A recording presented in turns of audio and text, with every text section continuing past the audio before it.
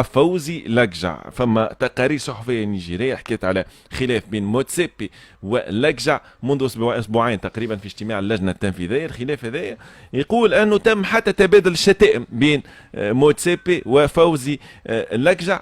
يقال انه موتسيبي في المغرب حاليا يصلح في الامور. يبدو انه البوفوار وصلاحيات لقجع اكبر من صلاحيات موتسيبي. خالد هكا ولا؟ بيان سور اخي، عندك شك في هذا انت؟ يمين لقجع اقوى من موتسيبي في العركه اللي تعاركوها مع بعضهم في الاجتماع اللي فات. تلقاه في المغرب مش يطلب في السماح، يعني يطلب في السماح، خايف على يعتذر من فوزي لقجع. به الخلاف هذا ما ياثرش على حظوظ المغرب في استضافه الكان حسب رايك؟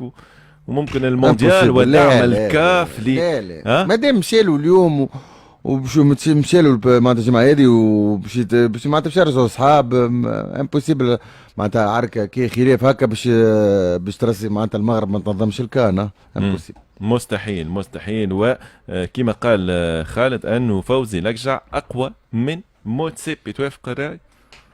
الناس الكل تعرف الدور نتاع فوزي لقجع في وصول موتسيبي لرئاسه الكاف، يعني انا عامل عليك مزير يعني.